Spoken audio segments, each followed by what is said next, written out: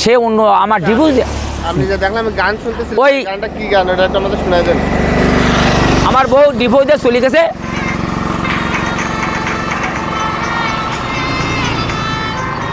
এইখানে ধরে ওটা কি গান? বেদনা গান আমি শুনি, বেদনার গান শুনে কারণ কি? আমি একটু স্বস্তি পাই।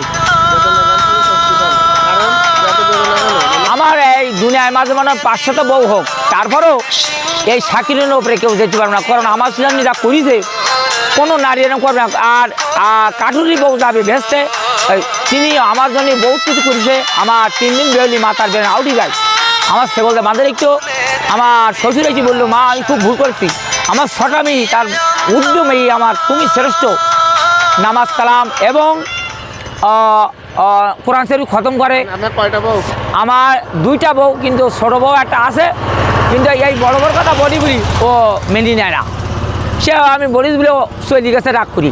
তা আমি বলেছি রাগ করার বিষয় না, জমি জায়গা তার নামে সব কিছু। রাগ করে চলে গেছে কোন বউ? ছোটো বউ।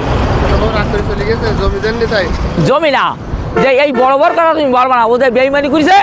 আমার কাছে 3 লাখ টাকা আছে আয় করা টাকা, তুমি যদি মনে করো আমি তোমার নিয়ে অন্য জায়গায় চলে দিয়ে তোমার নামে 2 কাঠা জমি দেবো। আমার না। আর জমি দিয়েছেন কি বড় বড়? বড় বড় বড় বড় কতটা জমি দিয়েছেন? 3 বিঘি জমি পিঠি বাড়ি সহ এই জমি নাকি আছে না চলে গেছে? আছে। 8 কাঠা জমি, 8 কাঠা জমি বিক্রি করেছে, আর 2 বিঘি 12 কাঠা ওর নামে আছে। তা আমি বললাম কি আমার জমিটা দাও।